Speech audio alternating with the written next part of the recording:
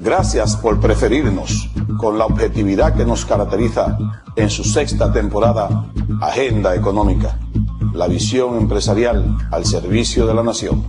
Todo el acontecer económico nacional e internacional, un compromiso obligado con la imparcialidad y el más completo análisis de nuestros especialistas, Rosaina Ruiz, Luis Núñez Santana y Ezequiel Molina Lizardo.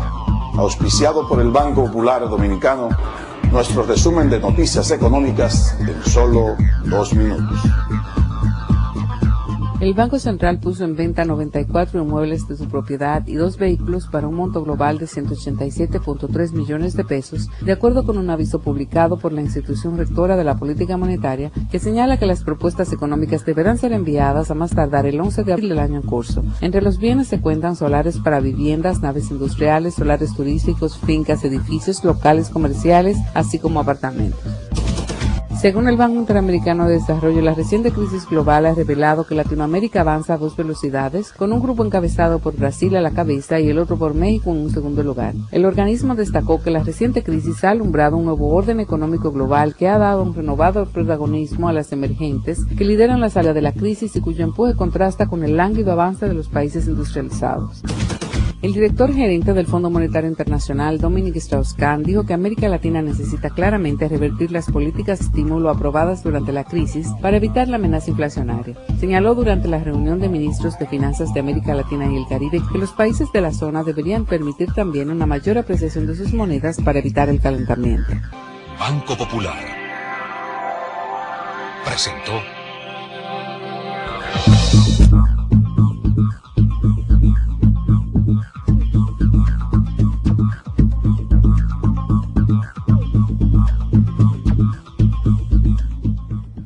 Muy buenas noches, amigos y amigas de Agenda Económica, bienvenidos.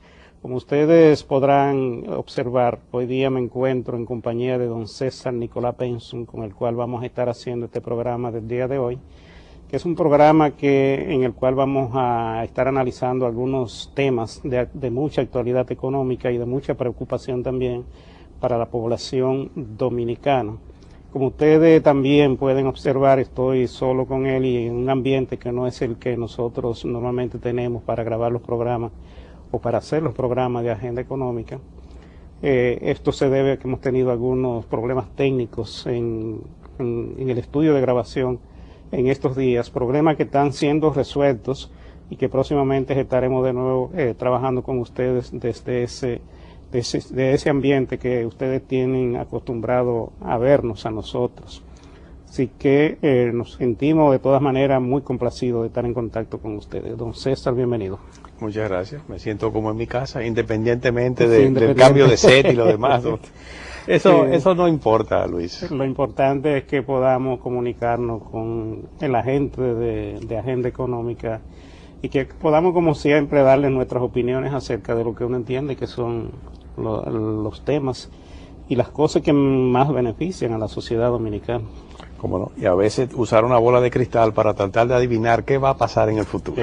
Sí, porque el ambiente está bastante complicado y la verdad es que estamos viviendo de sorpresa en sorpresa, incluso organismos tan importantes como el Fondo Monetario Internacional y como el Banco Mundial y como esas entidades internacionales que tienen, se supone, los mejores técnicos del mundo para hacer proyecciones y para conocer las perspectivas de la economía mundial.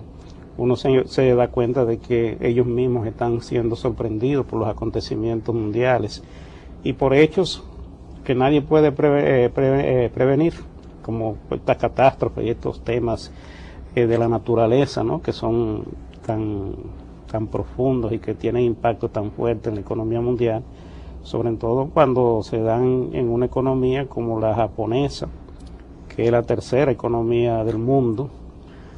Uno puede imaginarse que las repercusiones de todo esto van a ser bastante complicadas para la economía mundial, pero tenemos que seguir trabajando en esa línea, tenemos que seguir haciendo las cosas de la mejor manera posible y tenemos que ir buscando las mejores soluciones para proteger a la población dominicana de estos impactos y estos choques externos. Así que, entonces, yo creo que el tema obligado es este acuerdo con el Fondo Monetario Internacional. Sí, como no, sobre todo con esos anuncios en un lenguaje muy diplomático que el Fondo Monetario está enviando sus señales, evidentemente señales que preocupan, porque cuando hablan de equilibrar en ese lenguaje, lo que significa es cuestión de ajustar los desequilibrios que existen en el aspecto fiscal. Eso significa un aumento de impuestos. Y hay que entender que llevar el sector productivo nacional, sobre todo a la pequeña y mediana empresa, a situaciones de costos más elevados, es hacerlo, distanciarlo más de la competencia en el propio país con productos importados. Es un riesgo muy grande que se corre. Y a mí me trae a la memoria aquella fábula de una persona que estaba enseñando a un burro a vivir sin comer. Y cuando el burro estaba a punto de aprender, se le murió. Sí, entonces ese afán, ¿verdad? Ese asunto de equilibrar, y lo mismo se dice también con la tarifa eléctrica, es equilibrar el costo, como quizás debiera ser, pero al costo real de una empresa tremendamente ineficiente. Entonces, a una empresa no competitiva, si vamos a ajustar este asunto, lo estamos haciendo, aunque de la manera más directa, pero de la manera más artificial.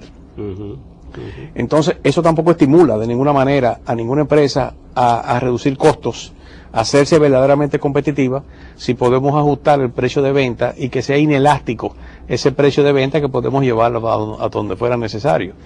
Es de ahí la preocupación que ha mostrado el sector empresarial cuando indica que esa reacción frente, no tanto por la preocupación del destino de ese acuerdo, que yo creo que está bien definido, porque las autoridades actuales han demostrado un perfecto control de lo que signifique cuando menos la política monetaria del país.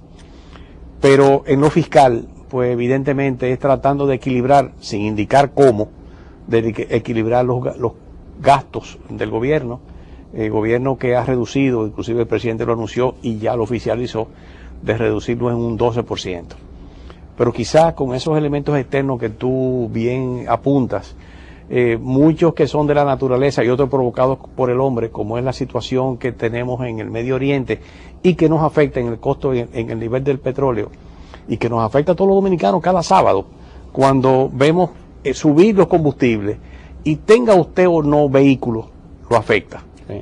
Porque eso implica sobre todo el costo del gasoil, con esa incidencia que tiene en la economía en general. En el transporte. En transporte, directamente y absolutamente. De consecuencia en los costos de producción. Todo lo demás. Es decir, que estamos viviendo una situación externa preocupante y una situación interna que tú bien lo apuntabas, que es cuestión de tomar manejar los mecanismos necesarios para tratar de evitar que eso afecte al país de manera dramática y sobre todo a los sectores de menos capacidad adquisitiva, porque ese aumento implica también en un aumento en la inflación, en los niveles de la inflación, todo resulta más caro.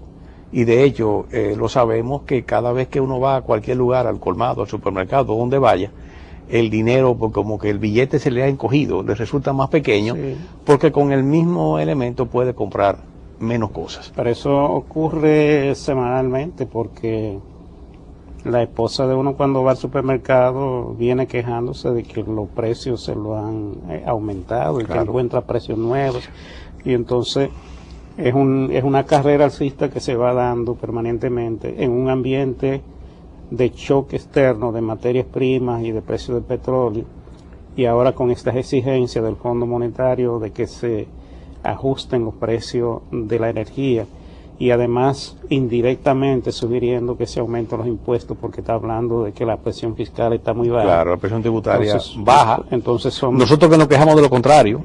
Imagínense que uno ve impuestos por donde quiera que uno se mueve, donde quiera que uno gaste el dinero, ahí aparecen los impuestos. Y entonces el ingreso deteriorándose por la vía de los precios, por eso que decimos, ¿no? Cada vez que usted va al supermercado y encuentra los precios más altos, eso significa que su ingreso vale menos. Pero además entonces nos quieren cobrar más impuestos, nos quieren poner a pagar más energía, que en cierta medida uno entiende, pero es un elemento histórico que se ha dado con el tema de la energía, en el sentido de que nunca se ha llevado eso en la forma en que el fondo lo está pidiendo ahora, porque los gobiernos siempre han sido cautelosos en hacer esos ajustes. Porque el asunto no es puramente económico, por el efecto es social, es político, es decir, que no hay nada que sea puro, que sea un componente puro, de que muy sencillo sentarse en Washington en aire acondicionado, ¿verdad? Muy lejos del meollo criollo, ¿verdad? De la Duarte con París, y tomar decisiones, sugerencias en tal sentido.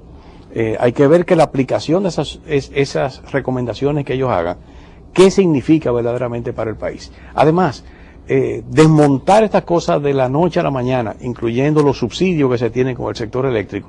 Ha habido mucha cautela de parte del gobierno para no crear una situación de desesperanza absoluta. Tú mencionabas ahorita el asunto ese de que, bueno, se reduce el poder adquisitivo del dinero y me aumentan los impuestos. Operación Arepa, fuego arriba y fuego abajo. Y verdaderamente eso tiene sus consecuencias. Y consecuencias no solamente del tipo político, porque las de tipo político son pasajeras, de tipo social.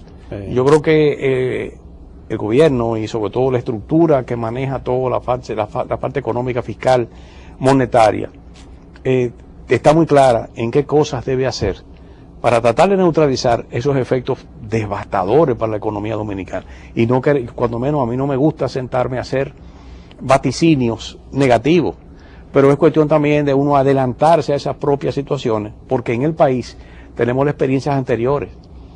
Hemos pasado por crisis que son cíclicas, que tienen, aunque nadie puede predecirlas, pero sí sabe que se pueden adelantar. Con la situación del petróleo, que se ha convertido también en un elemento especulativo, porque no hay duda de que esto no refleja realidades. Hay otros aspectos que también para el país resultan positivos. Recientemente Falconbridge entró a producir, lo cual significa convertir esa materia prima en dólares que entran al torrente, al país.